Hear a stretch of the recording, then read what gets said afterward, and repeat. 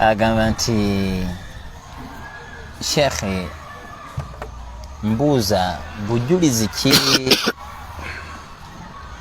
obulaga oba obufuula mawuledi bida bwasobola naye okutuusa ku mulala? Amawuledi gali bida galiko obujulizi bungi nnyo nga Nabbi Muhammad yaboogera, si ffe. Ekigambo bida kitegeeza ekintu ekitaaliwo. Kyova Allah aga nti kul ma kuntu bid'a min ar-rusul, bagambe Muhammad nti nze siri bid'a muki waliwo ababaka bakola ki abasookawo. Nekibeera bid'a kitegeeza ekintu ekitakoze eki ekitabaddeewo. Ebintu ebigunje mu ddiini batuuma bid'a bisobola okujja mu mbeera zino wammanga. Bid'a esobola okujja nga Nabbi Muhammad sallallahu alayhi wa sallam ekintu ekyo yakireka, nga yakireka olwe kuba nti ye takyagala. Esobola okubeera bid'a naye ng'omuntu akkirizibwa omulala kikola ye nga ye omuntu nafsi, nga bwe kyali nti Nabbi waffe Muhammad yatuuka ku lujjiriro nga balina Khalid ibn al-Walid, bagenda okusanga nga waliwo enswaswa. Khalid ibn al-Walid alayhi ridwanullah agenda okulaba Nabbi sallallahu alayhi wasallam nga agenda kufukulya enswaswa, n'agamba nti abaayi mwafumbye kiki ekyo? Nabbi ayinza okuba bye mwafumbye tabirya, namuga twafumbye enswaswa. Nabbi yali asitula bw'atyo omukono, yagaana okukola ki? Okulya enswaswa. Khalid n'amuga nti aharamun hu, enswaswa eyo eri haramu. Nabbi tubuli oba eri haramu. N'agireka Nabbi ogirya, n'aga nti teri haramu, naye abantu bange tebagikola ki? Ffe waffe tetulya nswaswa. Kisobola okubeera nga mulina bye mutali ewammwe, mathalan amakovu. Ffe wano waffe tetulya makovu, naye nze nabeerako ne baganda bange Abanigeria nga bawuuta ekkovu. Allahu akbar walillahi. Okumanya bawuutanga amakovu gali, nakyalako lumu ewuwe ngenda okugira bwe nti nga balina we bagaanisa awo bagajja mu bisonko ne bagaanika naye nga bawoomerwa bagasiika, olabira ddala ennyama ennungi. Akati natuukayo lumu nga yanfumbidde enkoko, ngano za nkoko zennyini. Mukwano gwange baali bamuyita Ibrahimu Zamfara, nkyamujjukira, Allah amukuume. Ibrahimu nakyalako nga mukwano gwange nnyo mu faculty. Naye natuuka ewuwe yawasa omukyala n'amuteekayo eyo gye twasomeranga. Bwe natuuka ewuwe n'anfumbira enkoko gy'anfumbidde n'agisiika bulungi nga bateekako ebiwungawunga ebyo biki ebyo nga bw'olaba Namungo gye bamufumba bwe bazikola. Saategeera nti mitwe gya nkoko, ngenda okuluma nga nnuma maaso ga nkoko. Nakomaawo ffe eno tetulya mitwe gya nkoko. Naye giri haramu? La. Katugamba nti omuntu abagiridde bid'a, la. Kati Nabbi waliwo ebintu bye yaleka nga abirese ku lw'embeera eyo. Ne wabeerawo ebintu Nabbi waffe Muhammad sallallahu alayhi wa alihi wa sallam bye yaleka olw'amasaliha aga community. Ebyo nabyo byali bingi ng'akirese olw'ensonga nti bw'anaaba kikoze Nabbi waffe alayhi salatu wassalam nti community eyinza okubeera nga ekitwala bubi omwe muli salatu tarawih, kiyinza okubeera nga kikikakatibwako n'ebeera yatteeka ku yo. Salatu tarawih Nabbi yagireko olw'amasalihi ga community ye. Essala ettaano zikaluubiriza abantu, Nabbi yakitunuulira nga bajja kujja bakaluubirira essala emmeka? N'ateekawo embeera tarawiya we yajja ng'atidde nti Allah agenda gifuula yatteeka n'agaana. Kyova olaba nti yajja n'asaala abantu fatajammau, n'asaala fatajammau bi akthar, ne babeera bangi. Olwokusatu yagaana okujja okusaaza nga abalabe bakuŋŋaanye nnyo, n'abaga nti ma mana'ani an atiya ilaykum bil amsi, saalemereddwa kujja gye muli illa anni khashitu an tufrada alaykum famastata'tum. Naali tidde okubeera amakulu, natidde okujja okubasaaza tarawihi kubanga natidde nti egenda kufuuka yatteeka gye mukola ki? Wa Qur'ani yali ekyakka. Famastata'tum, temwali badde mwenna basiraamu ba umma, tunulya Nabbi amasalihi ge yatunulya, temwali sobodde kugisaalanga mu jjama.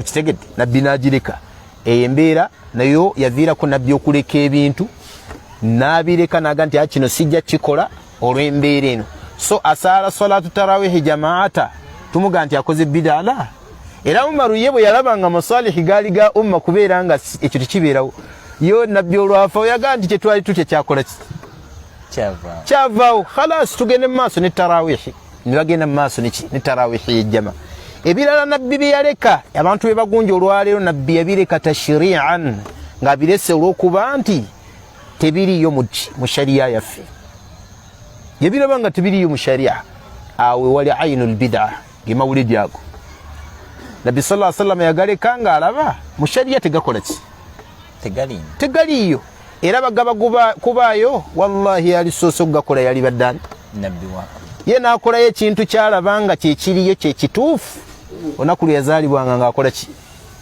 ng'alusiiba busiibi nabbi sallallahu alaihi wasallam edduwa zino ez'obubaani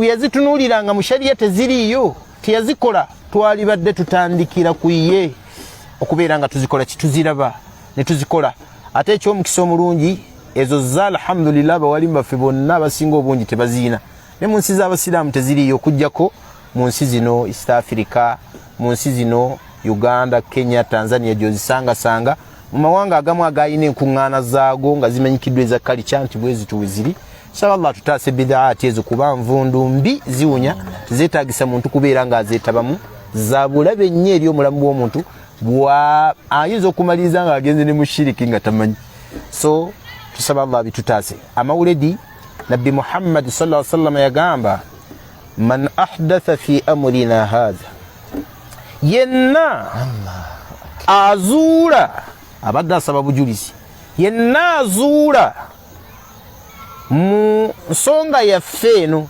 ategeezaamu eddiini y'obusiraamu ma laysa minhu nga nze Muhammad sikikoze mu tashrii'i mu ddiini yagamba nti fahuwa raddu tukwata ekintu ekyo netukikola ki netukimuddiza ekyokubiri nabbi n'agamba alayhi salatu wassalamu yagamba iyakum wa muhdathati l-umur mwewale okukola byesikoze mwewale okugunja mu ddiini ensonga ez'okugunjagunja ekiyita muhdathati l-umur okugunjagunja mu ddiini ebitabaddewo naga nti fa inna kulla muhdathatin bid'a kuba buli we mugunja muba muzudde muba mukoze ki muzudde byesikoze kiba kitegeeza nammwe muli bannabbi oba naawe weeyisaani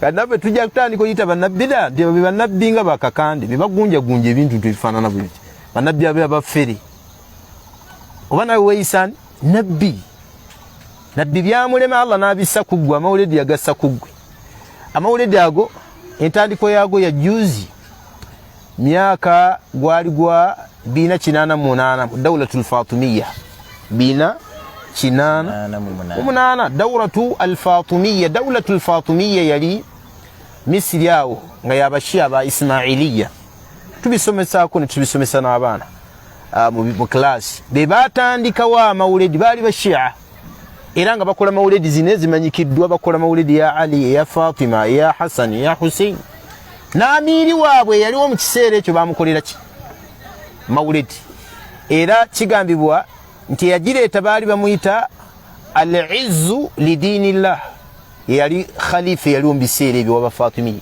al-izzu lidinillah lyali erinnya lye nga bwayitibwa bano abaganda baffe basuufi si bashiya banabbida naye bida zaabwe endalako kuzabashiya zaate ezabashiya nkambwe nnyo zibajja mu buddiini kuba balina byeboogera naye abasuufi abasinga obungi banabbida naye akarabu nnansi ila ahli sunna waljamaa be basemberedde okubeera eri ba ahli sunna waljamaa wabula tugamba nabo balina bidaati mu byo baagula bidaa y'amawuledi embi eri shania ne bagira mbu amawuledi ga nabbi ate bacakala macakale bazina mazina sebaawo bakuba amataali ne bazina ne bayimba bukasaid kati yagitandika ku kiseera ekyo nabbi teyagikola basahaba tebagikola bakhalifa bamazahibu abana tebazimanyi ba aimmatul hadith tebazimanyi naye abo bazimanyi nasalullah alafu walafiya nsaba Allah taase ogukolobera oguwunya ogufaanana bwe gutyo buli muntu alina omutima omulamu akiraba nga kiwunya kivundu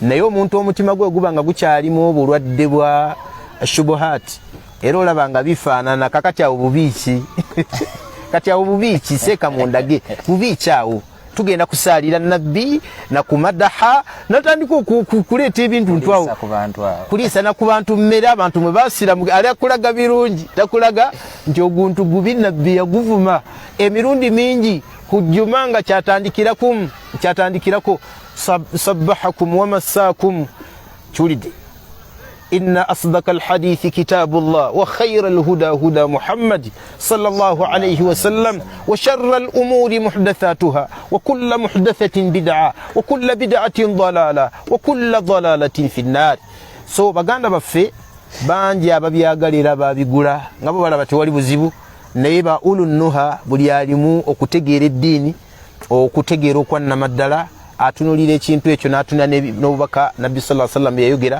ng'alaba bulireetingira ddala n'ekyo nabbi kyali akola ki wallahi bwe kibanga mawulidi si bida kati bida egenda kubeera ki bwe gabanga mawulidi si bida guloza bida egenda kubeera ki kiba kitegeeza mu ddiini teri bida etabeera bida bida egenda kubeera ki kiba kitegeeza eddiini temuliimu ki temuli bida wallahu ta'ala alam. Barakallahu fikum, jazakumullahu khair.